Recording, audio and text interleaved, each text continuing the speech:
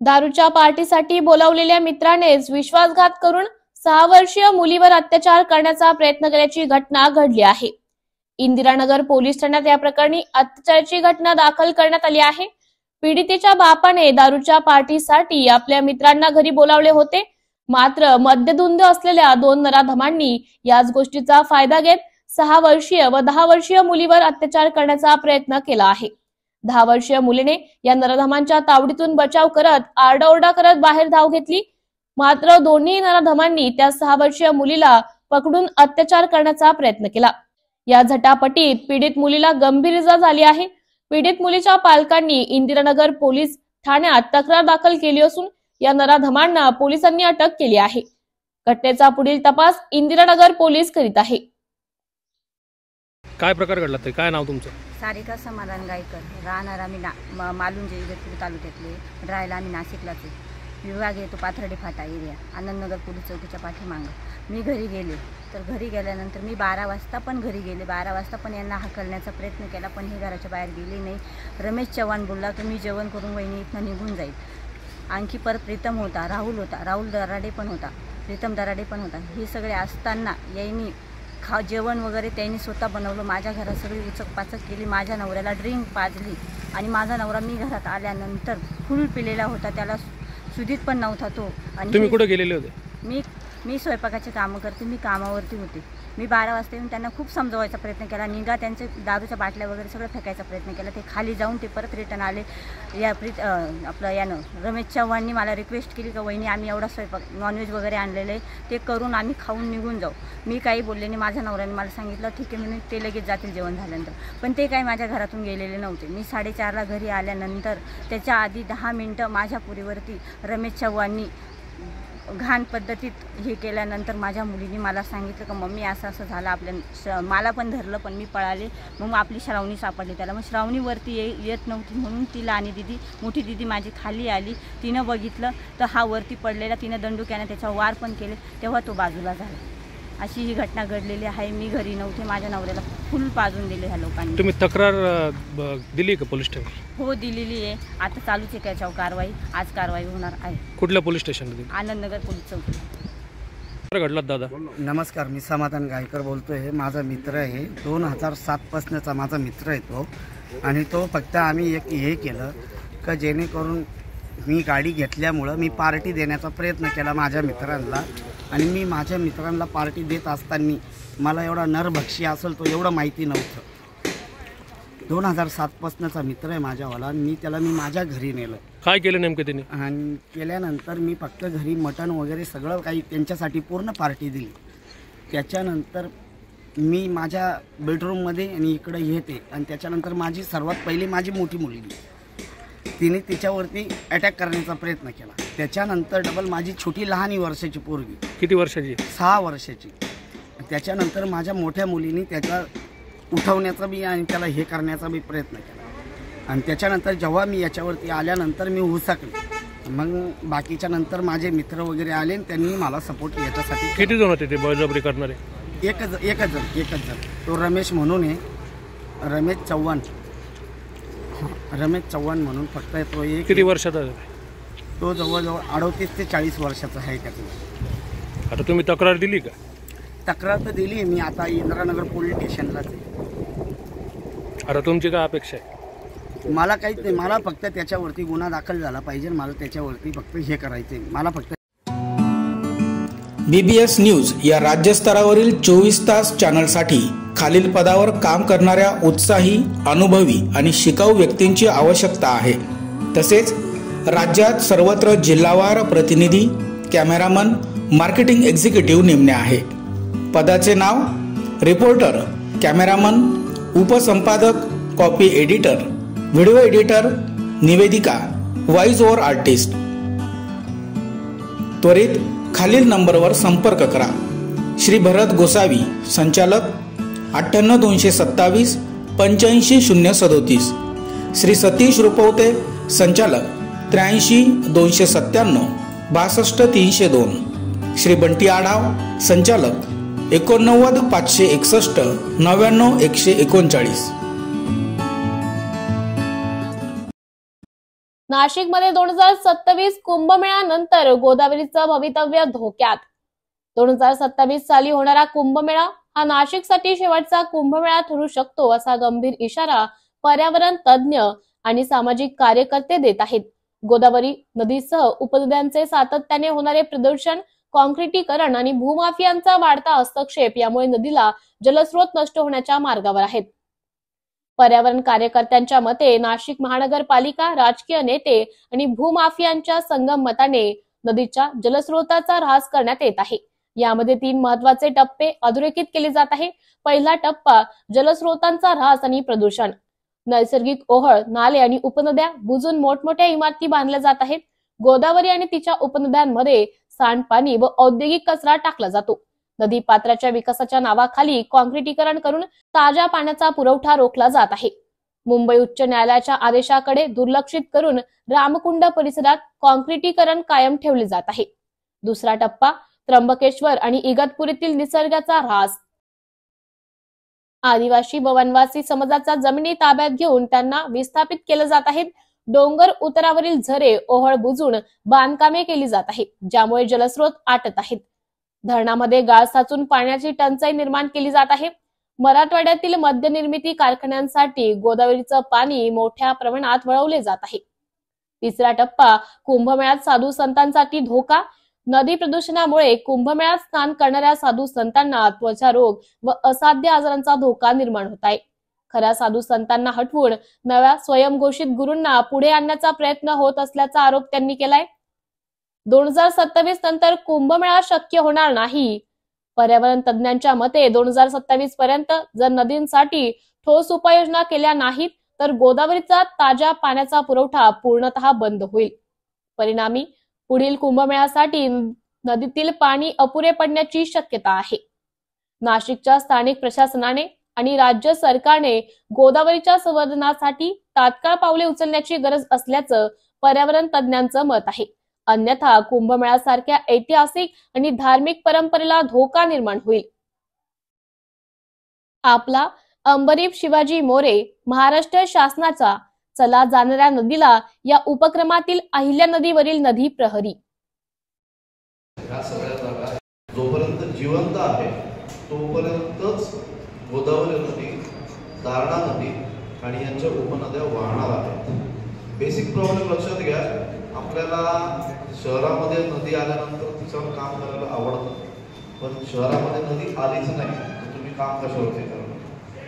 तर लक्ष द्यायला पाहिजे. डोंगराळ भागामध्ये तिथे सध्या सगळ्या गडबडी चालतात. मी स्पष्ट बोलणारा माणूस आहे. गडबडी काय आहे? त्र्यंबकेश्वरला तुम्ही शनिवार फिरायला जाता, प्रत्येक डोंगरावरती तुम्हाला रिसॉर्ट आणि फार्म हाऊस दिसतं, बरोबर. ह्या प्रॉब्लेम असे आहेत. ब्रिटिश काळामध्ये सर्वे नंबरचं रिनंबरिंग झालं होतं. अगदी मुळापासून थोडक्यात सांगतो. आपल्याला सर्वेचे गट झालेले माहिती आहेत. आता 74, 76, 80च्या आसपास तसे ब्रिटिश काळामध्ये सर्वेचे परत सर्वे नंबर झाले होते. आणि ह्याच्यामध्ये जे मूळ प्रचंड मोठं वनक्षेत्र होतं त्याच्यामध्ये अफरातफर झाली. बाकी जिल्ह्यांमध्ये सर्वे नंबर त्याचं, त्या सर्वे नंबरचं क्षेत्र, त्याचा पडलेला नवीन नंबर आणि त्याचं क्षेत्र एवढं व्यवस्थित दिलेलं आहे. आपल्याकडे फक्त हे 10 सर्वे नंबर आहेत. त्याचा हा नंबर झाला विषय समजा. मूळ सर्वे नंबर किती आकाराचा होता, तो नवीन झाला हा किती आकाराचा आहे याचा आपल्याकडे रेकॉर्ड नाही. आमच्या जी काही माहिती गोळा केलेली आहे जवळपास 75% इगतपुरी तालुका आणि 65% त्र्यंबकेश्वर तालुका अजूनही राखीव वनावरती उभा आहे. मग गोदावरी नदी न व्हायचा आणि या गोष्टीचा काय संबंध आहे ते नीट समजून घ्या तुम्ही. या जागा कालांतराने त्याला मालक न राहिल्यामुळे हे 1879 साली वन विभागाच्या गॅझेटमध्ये ह्या सगळ्या जागा ह्या फॉरेस्ट म्हणून डिक्लेअर झाल्या. आणि ह्या रिनंबरिंगच्या किंवा रिसर्वेच्या गडबडीमुळे या जागांना पाय फुटले आणि पूर्वीच्या काळी अन्नधान्याचं उत्पादन कमी असल्याने डोंगराचे उतार आणि सरळ भाग हे सगळे हँडओव्हर झाले शेतीसाठी. आणि इंग्रजांना माहिती होतं की त्यावेळेस फार्म हाऊस किंवा येईल, बरोबर. ही आताची सिस्टीम आहे. हे आदिवासी किंवा स्थानिक जे कोणी आहेत त्यांना सगळ्यांना जागा या हळूहळू वाटतात. बऱ्याच ठिकाणी 1910 पर्यंत सुद्धा जागांचे डिटेल्स मिळत नाही. लक्षात घ्यायचं त्याचे काही कागदपत्र उपलब्ध नाहीत किंवा उपलब्ध करून दिले जातात. आता होतंय काय की हे सगळे ज्यावेळेस फार्म हाऊस किंवा रिसॉर्ट्स आहेत ते काय तोडफोड चालू. त्याच्यामध्ये जे ओळ आहेत, नाले आहेत किंवा उपनद्या आहेत हे डोंगर उतार फोडले जातात. तिथे इलिगल बांध बांधले जातात किंवा हे सरळ आपल्या भागातून पाणी जायला नको वळवले जातात किंवा बंद केले जातात.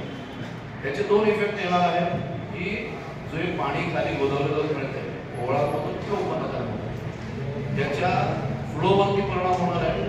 दुसरं फार मोठ्या प्रमाणामध्ये गाळ आणि मुरुम खाली वाहण्याला सुरुवात झालेली आहे. आपण गंगापूर धरलं म्हणून वरती कश्यपी आणि त्याच्यावरती किकवी आपण एक बेजे धरणं आपण मागत चालतो बरोबर.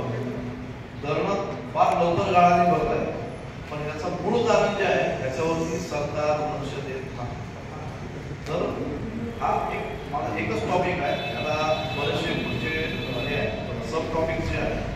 तर नाशिककरांनी ज्यावेळेसही आपल्याला कोणी मंत्री येतील महसूल मंत्री कोणी असो तुम्ही आपण सगळ्यांनी ज्यावेळेस रामकुंडाची मागणी करू स्वच्छ करा हा जो प्रॉब्लेम आहे सगळा त्याच वेळेला तुम्ही आमच्या त्र्यंबक आणि इगतपुरी कसं वाचवणार, तिथल्या नद्या कशा वाचवणार उपनद्या. कारण गोदावरीला स्वतःचा फ्लो नाही. किकवी, आईल्या, बाणगंगा नंतर मिळणारी आळंदी या नद्यांचं पाणी आपण पितो. गोदावरी एकदम स्वतः बारीक धार असलेली नदी आहे आणि या सगळ्या नद्यांचं अस्तित्व आळंदी सोडली तर सध्या संकटामध्ये आहे. पुढे दारणा येऊन मिळते. त्याच्यामुळे अलर्ट राहायचं असेल जर का शहर टिकून राहायचं असेल. प्रत्येक शहर नदीच्या काठी वसलेलं आहे आणि ते जर आपल्याला म्हणजे सध्या कंडिशन अशी आहे की आपल्याकडे डेव्हलपमेंटचं वारं वाहत आहे. पानिपतामध्ये विश्वास मेला आणि सध्या विकास वेळा जातो. ठीक आहे. तर जर नाशिक गोदावरीच्या काठी राहावं असं वाटत असेल तर ती वाहिली पाहिजे नदी आणि त्याच्यासाठी ह्या डोंगराळ भागामध्ये हे छोटे छोटे नदी नाले आपण वाचवले पाहिजे. नाला चुकीचा शब्द आहे, नाला म्हणू शकतो पण त्याला ओळ म्हणूयात आपण. ह्याच्यासाठी सगळ्यांनी एकत्र येऊन डिमांड करणं अतिशय गरजेचं. Shankar Education Societies, Dr. Kuchar Subhash High School, English Medium, Hindi Medium, Junior College of Commerce and Science, Nivlali Camp 422401.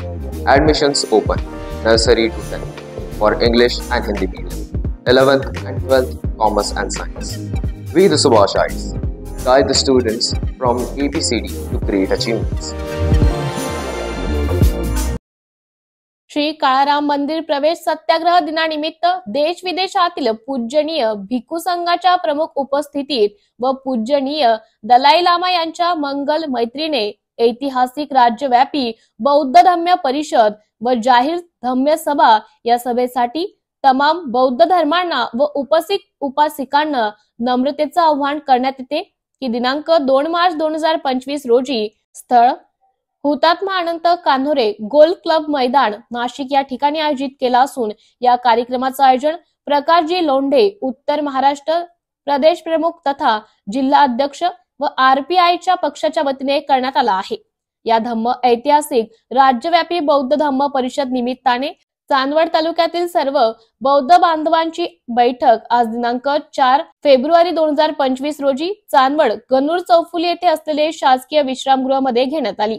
यावेळी या बैठकीस प्रमुख पाहुणे म्हणून प्रकाश लोंढे उत्तर महाराष्ट्र प्रदेश प्रमुख तथा जिल्हा अध्यक्ष, संजय मामा भालेराव रिपाई पॅन्थर नेते, भूषण भाऊ लोंढे संस्थापक PL ग्रुप भारत जगताप ग्रामीण जिल्हा अध्यक्ष, कपिल भाऊ तेलोरे जिल्हा सरचिटणीस, अहिरे जिल्हा उपाध्यक्ष मालतीताई जाधव, जिल्हा अध्यक्ष महिला आघाडी कविताताई पाटील, जिल्हा उपाध्यक्ष महिला आघाडी आदी उपस्थित असून तर यांचा शाल पुष्पगुच्छ देऊन सत्कार चांदवड तालुक्यातील RPIचे कार्यकर्ते यांनी केला. हा कार्यक्रम पक्षाच्या विरोधात आहे व जरी आमच्या मार्गे पक्षाचे लेबल असेल परंतु धम्म आणि राजकारण या नाण्याच्या दोन्ही बाजू आहेत. त्यामुळे जाती सलोखा निर्माण करावे याकरिता आपण सर्वांनी धम्म परिषद कार्यक्रमाला सफेद वस्त्र प्रत्येकाने घालून हजर राहावे असं आवाहन प्रकाश लोंढे, उत्तर महाराष्ट्र प्रदेश प्रमुख तथा जिल्हा अध्यक्ष यांनी सांगितले। या धम्म परिषद बैठकीवेळी आलेल्या प्रमुख पाहुण्यांचे शाल, फुलगुच्छ देऊन सत्कार देखील करण्यात आला। यावेळी या कार्यक्रमाप्रसंगी चांदवड तालुक्यातील जिल्हा नेते प्रकाश जाधव, ज्येष्ठ नेते अनिल केदारे, चांदवड देवळा अध्यक्ष ताराचंद अहिरे, तालुका अध्यक्ष रवींद्र जाधव, शहरा अध्यक्ष उमेश जाधव, तालुका उपाध्यक्ष किशोर अहिरे, सुरेश निर्भवने, संजय बनकर, राजेंद्र जाधव, सुनील अहिरे, संजय निर्भवने, जगदीश बागुल, संजय निकाळे, आकाश बनकर, सागर गोडबोले, लहानू अहिरे, मायाताई निर्भवने, सखुबाई पटाईत, शीतल अहिरे, सुनीता हिरे, सुरेखा पवार आदी उपस्थित होते। तर ऐतिहासिक धम्म परिषद संदर्भात प्रकाश लोंढे यांनी अधिक माहिती दिली। आवश्यकता नाही, निश्चय आम्हाला गर्दीची गरज नाही। गर्दी किती, गर्दी लोक आहेत, गर्दीची आवश्यकता नाही। प्रचंड गर्दी किती आत्मीयता आहे मला जाती सलोखा निर्माण करण्याची, किती आत्मीयता मला संपदा बंधुता प्राप्त करण्याची, किती आपुलता मला मैत्री भावना करण्याची, किती आपुलता आहे मला अन्याय अत्याचाराच्या विरोधात लढण्याची। ही जिद्द तुमच्या मनाशी बाळगली पाहिजे। ती वारंवार आता अजिबात गर्दीची गरज नाही, आमचे नाव टाकायची गरज नाही। आम्ही दाढी वाढवली काय, नाही वाढवली काय, कोट घातला काय, टी शर्ट घातला काय, लोक चालता ओळखतात हा प्रकाश लोंढेचे, हाच ग्रंथ कसा आहे। आणि आजपर्यंत आपल्याला अनेक लोकांची स्पर्धा होती नाशिक जिल्ह्यामध्ये, स्पर्धा ठेवली आपण तरी 2 मार्चचा कार्यक्रम घेतातच, सत्तर लोक घेणारच। आपल्यालाही कोणाची त्या निमित्ताने धम्म परिषदेच्या माध्यमातून आपले प्रकाश लोंढे यांनी अतिशय सखोल आणि अशी विस्तृत अशी माहिती या ठिकाणी दिलेली आहे। आणि आपण सर्वांनी महिला, पुरुष, तरुण या ठिकाणी कामाला लागून जास्तीत जास्त संख्येने आपण धम्म परिषद जायचं आहे। मी प्रकाश लोंढे आणि सन्माननीय धर्मपीठाला सांगू इच्छितो की आमचा चांदवड तालुका तसा दुष्काळी आहे। आम्ही जनशक्तीच्या माध्यमातून जरी कमी पडलो तरी जनशक्तीच्या माध्यमातून आम्ही नक्की तुमच्या पाठीशी बळवटपणे उभारावं अशी समाजाच्या वतीने बळी या ठिकाणी देतो। आणि या कार्यक्रमाची सांगता बैठकी संदर्भात काय सांगाल? 2 मार्च श्री काळाराम मंदिर सत्याग्रहाचा जो मंगलमैत्री दिन आहे, त्या निमित्तानं नाशिक जिल्ह्याला यजमानपद मिळाले। ऐतिहासिक राज्यव्यापी बौद्ध धम्म परिषदेचं आयोजन करण्यात येत आहे। बौद्ध धम्म परिषद ही हुतात्मा अनंत कान्हे मैदान, कोलपूर, नाशिक येथे दुपारी 4 वाजता आयोजन करण्यात आलं आहे। या कार्यक्रमाचे अध्यक्ष आमदार रामदास आठवले साहेब आहेत, स्वागताध्यक्ष मी स्वतः प्रकाश लोंढे, तर सरचिटणीस म्हणून भदंत सुगत माथुरो चिटणीस भदंत संगरत्न। आणि हा कार्यक्रम पक्ष विरहित आहे, जरी आमच्या मागं पक्षाचं लेबल असेल तर धम्म आणि राजकारण हे नाण्याच्या 2 बाजू आहेत। जाती सलोखा निर्माण करावा, समता बंधुता प्रस्थापित करण्याबरोबरच गावाचं गाव पण जपून प्रेम आपुलकीने जिव्हाळा निर्माण करणं हा प्रामाणिक उद्देश असून हा मानवमुखीचा लढा कायमस्वरूपी स्मरणात असण्यासाठी या जागतिक बौद्ध धम्म परिषद आयोजित केले। देशातील नव्हे जगातील जवळजवळ 10 ते 15 देशाचे धर्मगुरू, थेरो, महाथेरो, महंत यांना सुद्धा आपण या दिवशी आमंत्रित करतोय। धम्माचा प्रचार आणि प्रसार हा एकमेव प्रामाणिक उद्देश घेऊन आम्ही हा कार्यक्रम आयोजित केला आहे। सर्व धर्माचे लोक यामध्ये सामील होणार आहेत, विविध पक्ष संघटनाचे लोकसुद्धा यामध्ये सामील होणार आहेत। थोडंसं सांस्कृतिक कार्यक्रम असावा म्हणून महाराष्ट्राचे महागायक साजंती बेंदे आणि त्यांची टीम लई बळ आलं माझ्या दुबळ्या पोराला हे गाणं एवढ्या भारतात धुमाकूळ घालते, त्याच्या महागायिका मंजुषाताई शिंदे, महागायिका आतिश्री इंगळे, सारेगमप आणि गावामध्ये गाव फेमस असणारा संतोष झोंद्रे असा पंचरंगी कार्यक्रमसुद्धा आपण आयोजित केला. जनतेला विनम्र आव्हान करणार, या आणि सामील व्हा. फक्त आग्रहाची विनंती किंवा विनम्र अपेक्षा असेल की आपण दर टायमाला रंगीबेरंगी कपडे घालतोच ना.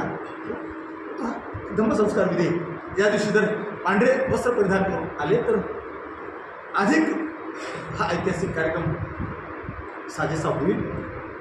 आज चांदोड तालुक्याच्या माझ्या प्रमुख शिलेदारांनी त्यानंतर प्रकाशजी जाधव, नंतर अनिल गोविंद केदारे,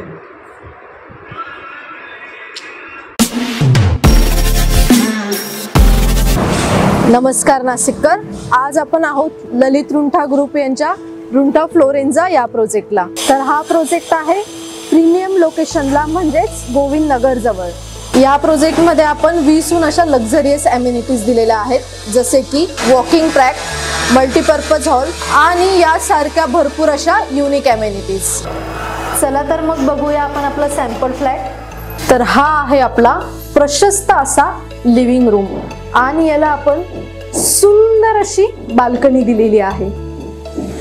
हा आहे आपला डायनिंग टेबल. तर हा आहे आपला किचन एरिया आणि आपण इथे किचन चॉपिंग काउंटर वेगळं दिलेलं आहे.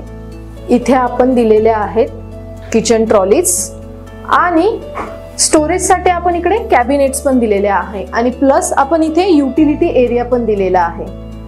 हा आहे आपला चिल्ड्रन बेडरूम आणि याचं वैशिष्ट्य म्हणजे इथे आपण फोल्डेबल असा बेड दिलेला आहे. इथे आपण दिलेला आहे कॉमन वॉशरूम, ज्याला अटॅच आपण मिरर सुद्धा दिलेला आहे. हा आहे आपला मास्टर बेडरूम आणि ज्याला आपण अटॅच टॉयलेट आणि वॉशरूम दिलेला आहे. मग नाशिककर, कसा वाटला तुम्हाला आमचं सॅम्पल फ्लॅट? तुम्ही पण येताय ना आमचं सॅम्पल फ्लॅट बघायला?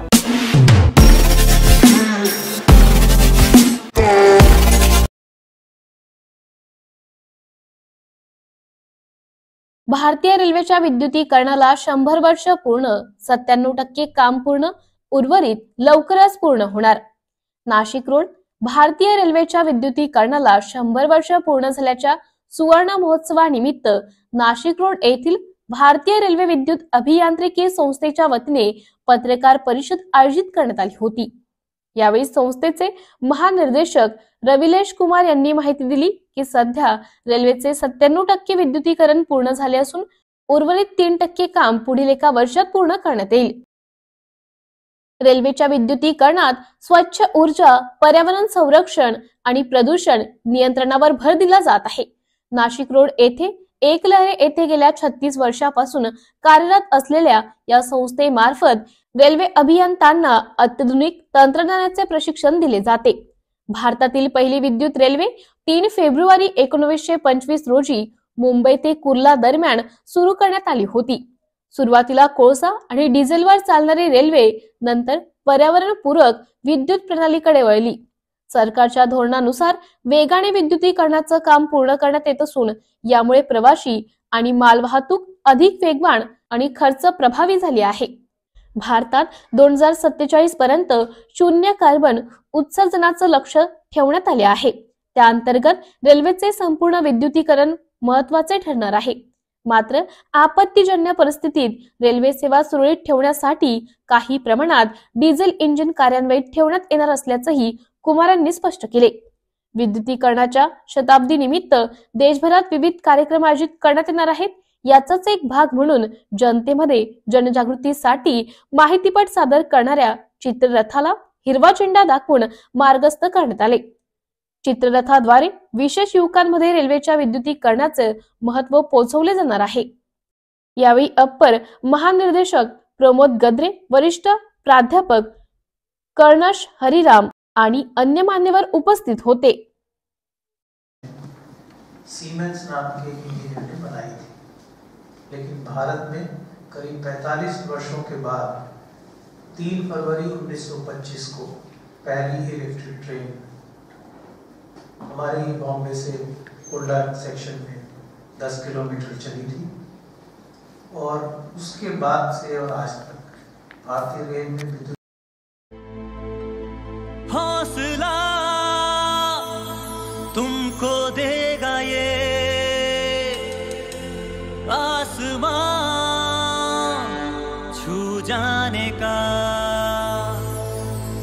दिल में जो दबी है ख्वाहिशें,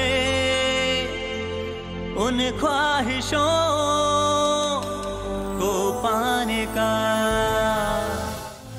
थमना नहीं रुकना नहीं, इरीन की है शिक्षा यही, मुश्किल हो चाहे कितनी मगर। इरीन भारतीय रेलवे के इलेक्ट्रिकल इंजीनियरिंग विभाग के अधिकारियों के लिए शीर्ष प्रशिक्षण संस्थान है जो कि CBC से एक्रेडिटेड है। संस्थान इलेक्ट्रिकल इंजीनियरिंग और संबंधित प्रौद्योगिकी के क्षेत्र में गुणवत्तापूर्ण प्रशिक्षण प्रदान करता है।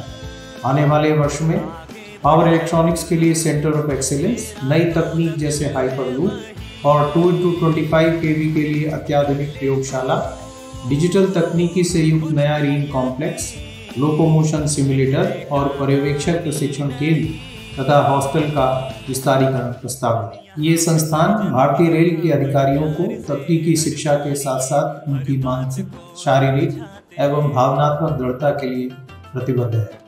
पर्यावरण व हरित ऊर्जा आने वाले विकसित भारत की नींव बनेगा, जिसके लिए ये संस्थान विश्व स्तरीय ट्रेनिंग के द्वारा भारतीय रेलवे के अधिकारियों एवं पर्यवेक्षकों को मानसिक एवं वैचारिक दृष्टिकोण से सक्षम बनाने हेतु प्रयत्नशील है। उलझोगे अगर मुश्किल में तो सही रास्ता दिखलाते हैं, ये बसा नहीं एक दिन के लिए, मेरा दिल धड़के इरीन के लिए, मेरा दिल धड़के इरीन के लिए, मेरा दिल धड़के इरीन के लिए। बढ़ चल आगे बढ़ चल, तेरा तो लक्ष्य है वही, कर ले तू खुद पर यकीन, लिख दे कहानी नई। आंगन में यहाँ के हम सबको जो सीख मिली, जो प्यार मिला,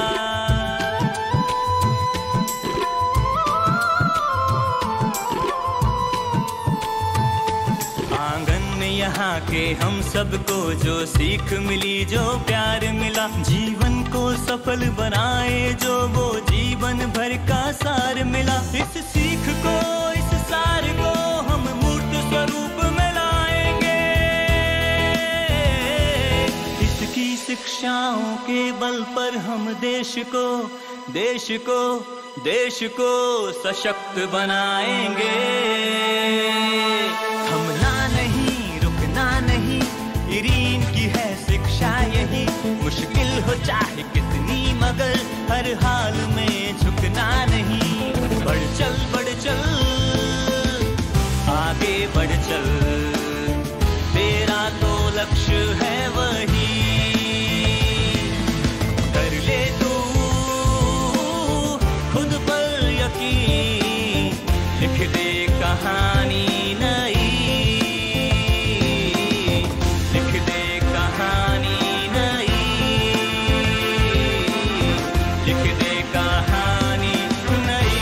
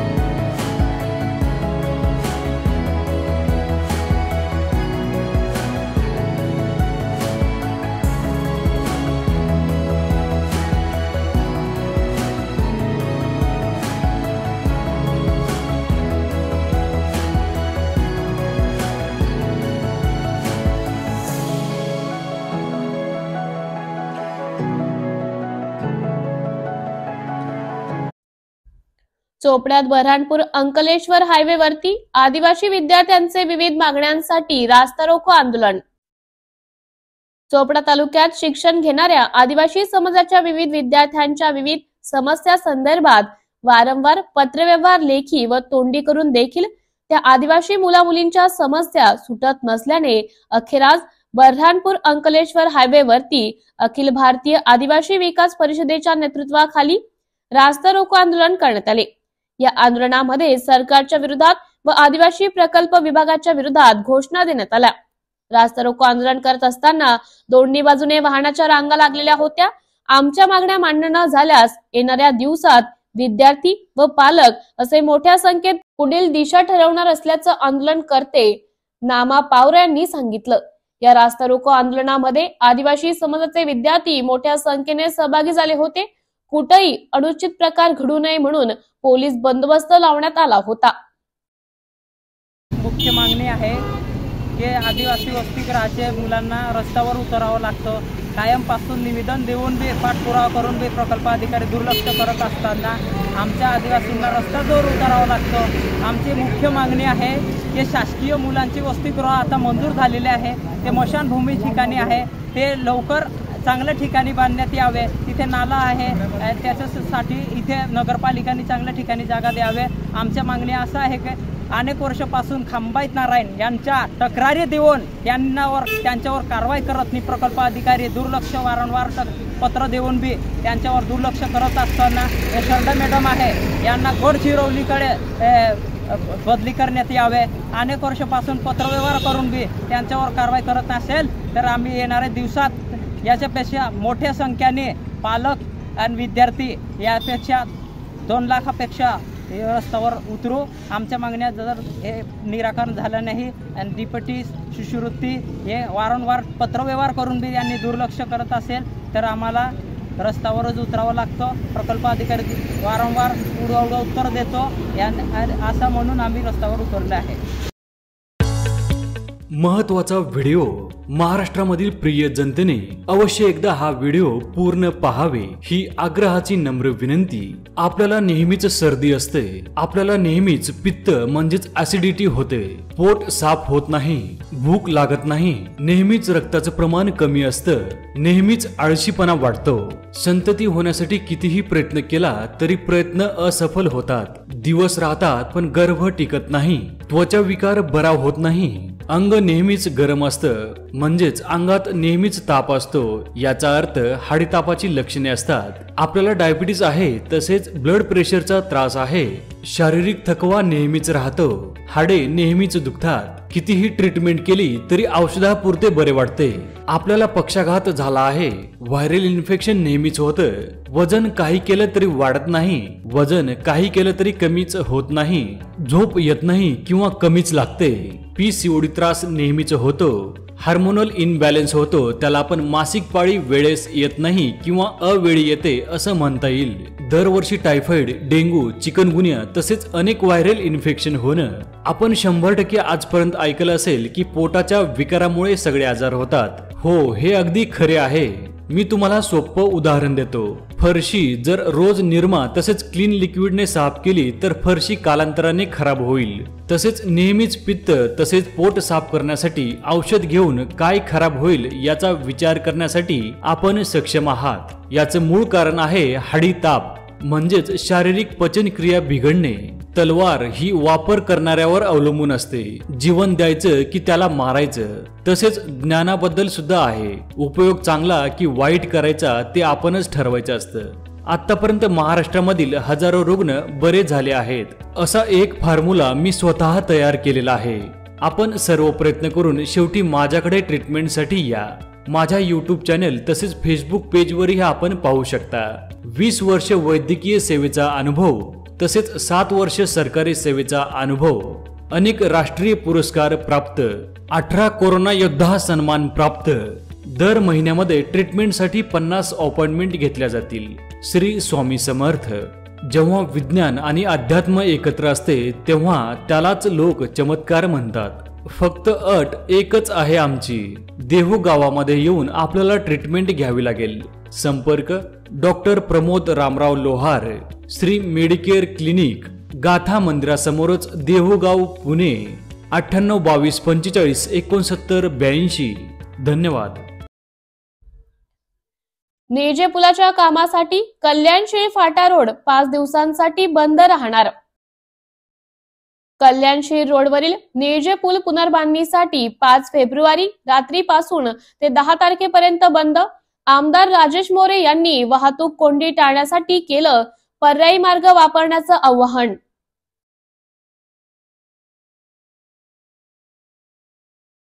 ग्रामीण भागातले जे 27 गावं असेल, 14 गावं असेल, दिवा असेल, डोंबिवली शहर असेल, येथील नागरिकांना आवाहन करतो की आपला निलजे आणि खिडकाले येथील रेल्वेवरील ब्रिज 5 तारखेपासून 10 तारखेपर्यंत वाहतुकीसाठी बंद राहणार आहे आणि त्याच्यासाठी सर्व वाहनांना पर्यायी रस्ता उपलब्ध करून दिलेला आहे वाहतूक विभागाच्या माध्यमातून.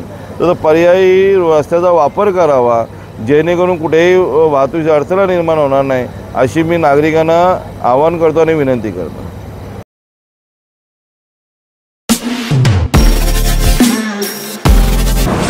नमस्कार नाशिककर. आज आपण आहोत ललित रुंठा ग्रुप यांच्या रुंठा फ्लोरेन्झा या प्रोजेक्टला. तर हा प्रोजेक्ट आहे प्रीमियम लोकेशनला म्हणजेच गोविंद नगर जवळ. या प्रोजेक्टमध्ये आपण 20हून अशा लक्झरियस ॲम्युनिटीज दिलेल्या आहेत, जसे की वॉकिंग ट्रॅक, मल्टीपर्पज हॉल आणि यासारख्या भरपूर अशा युनिक ॲम्युनिटीज. चला तर मग बघूया आपण आपला सॅम्पल फ्लॅट. तर हा आहे आपला प्रशस्त असा लिव्हिंग रूम आणि याला आपण सुंदर अशी बाल्कनी दिलेली आहे. हा आहे आपला डायनिंग टेबल. तर हा आहे आपला किचन एरिया आणि आपण इथे किचन चॉपिंग काउंटर वेगळं दिलेलं आहे. इथे आपण दिलेले आहेत किचन ट्रॉलीज आणि स्टोरेजसाठी आपण इकडे कॅबिनेट्स पण दिलेले आहे आणि प्लस आपण इथे युटिलिटी एरिया पण दिलेला आहे. हा आहे आपला चिल्ड्रन बेडरूम आणि याचं वैशिष्ट्य म्हणजे इथे आपण फोल्डेबल असा बेड दिलेला आहे. इथे आपण दिलेला आहे कॉमन वॉशरूम, ज्याला अटॅच आपण मिरर सुद्धा दिलेला आहे. हा आहे आपला मास्टर बेडरूम आणि ज्याला आपण अटॅच टॉयलेट आणि वॉशरूम दिलेला आहे. मग नाशिककर, कसा वाटला तुम्हाला आमचं सॅम्पल फ्लॅट? तुम्ही पण येत आहे ना आमचं सॅम्पल फ्लॅट बघायला? बीडच्या विकासाला अजित पवार चालना देतील, ज्योती मेटे. शिवसंग्राम पक्षाच्या वतीने नांदेड, परभणी, हिंगोली आणि वाशिम जिल्ह्याचं संघटन बांधणी दौरा सुरू आहे. स्थानिक स्वराज्य संस्थेच्या आगामी निवडणुकांना लक्षात घेऊन या दौऱ्याची आखणी करण्यात आली आहे, असे शिवसंग्राम अध्यक्ष ज्योती मेटे यांनी स्पष्ट केले. स्थानिक स्वराज्य संस्था निवडणुकीत युतीबाबत स्पष्टता नाही. युती संदर्भात विचारले असता मेटे म्हणाल्या की प्रमुख राजकीय पक्षांच्या भूमिकांची स्पष्टता येण्याची आम्ही वाट पाहत आहोत. आमच्या धोरणास पूरक भूमिका घेणाऱ्या पक्षासोबत जाण्याचा निर्णय घेऊ. शिवसंग्रामचे संस्थापक विनायक मेटे यांनी ज्या सामाजिक तत्वांवर पक्षाची स्थापना केली त्याच तत्वांना प्राधान्य देणाऱ्या पक्षासोबत युती करू. मेटे साहेब असताना शिवसंग्रामची ताकद संपूर्ण महाराष्ट्रभर होती. त्यांच्या निधनानंतर ती काही प्रमाणात कमी झाली असली तरी आजही प्रत्येक जिल्ह्यात आमचे कार्यकर्ते सक्रिय आहेत. स्थानिक समस्यांवर लक्ष केंद्रित करून आम्ही निवडणुका लढवणार आहोत, असं मेटे यांनी स्पष्ट केले आहे. बीड प्रकरणावर त्या म्हणाल्या, बीडमध्ये झालेल्या हत्येची प्रकरणी एक आरोपी फरार असल्याचं सांगत मेटे यांनी पोलीस यंत्रणेवर प्रश्नचिन्ह उपस्थित केले. देशमुख कुटुंबियांना न्याय मागण्यासाठी रस्त्यावर उतरावे लागत आहे, ही बाब अत्यंत दुःखद आहे, असं त्या म्हणाल्या. धनंजय मुंडे देशमुख कुटुंबियांची नामदेव शास्त्रींची भेटवर त्या म्हणाल्या, या घटनेचा तपास संपूर्ण लक्ष केंद्रित करणे आवश्यक असल्याचं मत त्यांनी व्यक्त करतानाच धनंजय मुंडेंच्या राजीनाम्यावर भाष्य करण्याचं टाळत मेटे म्हणाल्या, तपास यंत्रणेला स्वतंत्रपणे काम करू दिले पाहिजे आणि त्यांना योग्य वातावरण मिळाले पाहिजे. गेल्या काही वर्षापासून बीडचा विकास ठप्प झाला आहे, मात्र अजितदादा बीडच्या विकासाला चालना देतील असा विश्वास ज्योती मेटे यांनी व्यक्त केला आहे. पाहुयात यावेळी ज्योती मेटे नेमकं काय म्हणालेत ते.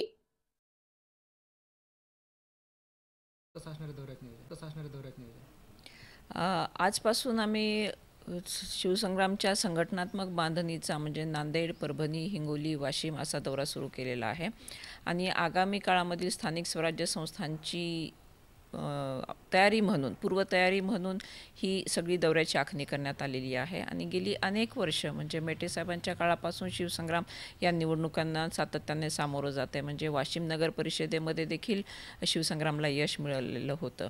तर त्याच पद्धतीने परत एकदा पुढे जाण्यासाठीचा आमचा हा प्रयत्न आहे. स्थानिक स्वराज्य संस्था निवडणुकीत शिवसंग्राम स्वतंत्र लढणार की कोणासोबत युती करणार? युती करण्यावरती आमचा भर असेल, परंतु हे करत असताना आम्ही स्थानिक पातळीवरच्या कार्यकर्त्यांचं सगळं ते मत जाणून घेण्यासाठीच हा दौरा करत आहोत.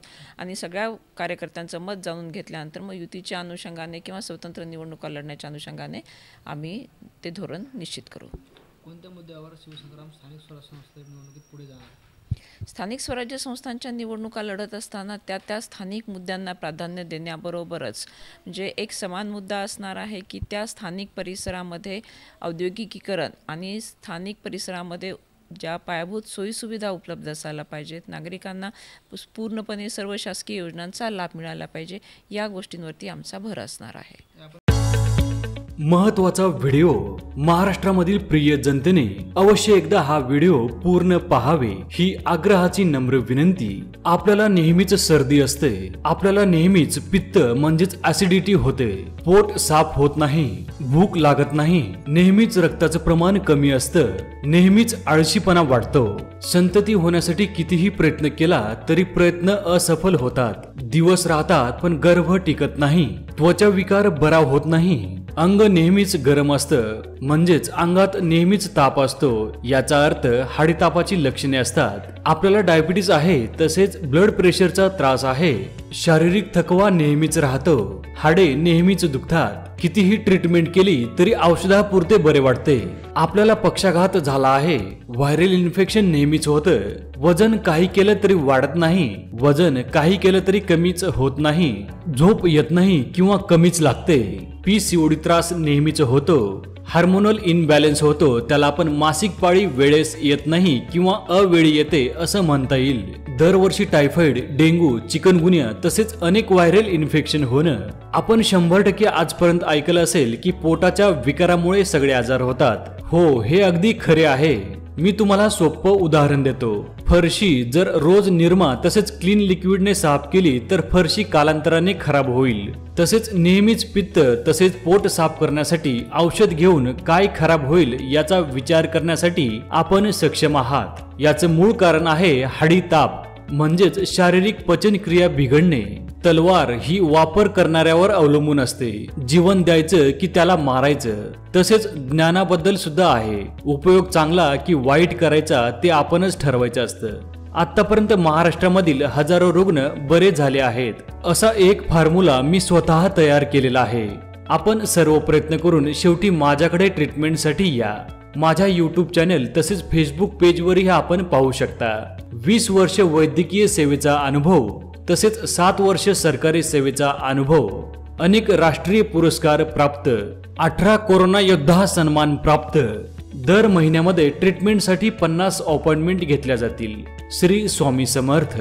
जेव्हा विज्ञान आणि अध्यात्म एकत्र असते तेव्हा त्यालाच लोक चमत्कार म्हणतात. फक्त अट एकच आहे आमची. देहू गावामध्ये येऊन आपल्याला ट्रीटमेंट घ्यावी लागेल. संपर्क डॉक्टर प्रमोद रामराव लोहार, श्री मेडिकेअर क्लिनिक, गाथा मंदिरासमोरच देहूगाव, पुणे. 98 22 45 69 82. धन्यवाद. अजित पवार गटावरच आरोप लावण्याचं भाजपाचं षडयंत्र सुरू आहे का? अनिल देशमुख. माजी गृहमंत्री अनिल देशमुख यांनी अजित पवार गंभीर आरोप करताना अजित पवार गटातील नेत्यांवर त्यांच्याच लोकांकडून आरोप करून घेण्याचं भाजपाचे षडयंत्र तर सुरू नाही ना, असा सवाल उपस्थित केला आहे. भाजपाच्या माजी नेत्या अंजली दमानिया यांनी धनंजय मुंडे यांच्यावर केलेल्या आरोपांवर भाष्य करताना अनिल देशमुख म्हणाले की ही याचिका सध्या नागपूर खंडपीठात दाखल आहे, त्यामुळे यावर बोलणे योग्य नाही. मात्र सरकारने या आरोपांची दखल घ्यायला हवी. तसेच हे प्रकरण न्यायालयात असल्याने चौकशीचे विविध टप्पे सुरू असल्याचंही त्यांनी सांगितले. सध्या सुरू असलेल्या राजकीय घटनांवरून असं वाटतंय भाजपचं षडयंत्र तर सुरू नाही ना. अजित पवार गटाच्या नेत्यांवर त्यांच्याच लोकांकडूनच आरोप करायला लावण्याचा प्रयत्न केला जातोय, असा आरोप अनिल देशमुख यांनी केला आहे. काळामध्ये मिळत होता. या निर्णयामुळे जवळपास 13 लाख शेतकऱ्यांपासून वंचित राहावं लागलं. बरोबर आहे. म्हणूनच म्हटलं मी की हे संपूर्ण प्रकरण आता कोर्टामध्ये दाखल करण्यात आलेलं आहे. नागपूरच्याच हायकोर्टामध्ये आहे. त्याची रीतसर सुनावणी चालू आहे. आता तिथं रीतसर सुनावणी चालू आहे तर त्याचा काय निकाल येतो त्याची वाट पाहू आम्ही. नाही, पण आता ज्या पद्धतीने हे सगळे आरोप होत आहे, म्हणजे एकतर त्यांच्या आधीच्या काळातले मी आता धनंजय मुंडेवर जे आरोप होतात ते सगळे आरोपानंतर काय तुमची मागणी असणार आहे? आता ज्या बीडच्या प्रकरणामध्ये आम्ही अनेकदा बोललो आहे की ज्या पद्धतीनं संतोष देशमुख याला अमानुष पद्धतीनं त्याला मारण्यात आलं, त्याची हत्या झाली, त्याच्यामध्ये जो कोणी दोषी असेल त्याच्यावर कारवाई झाली पाहिजे ही आमची भूमिका आहे आणि त्या पद्धतीनं राज्य शासनाने पावलं उचलावी.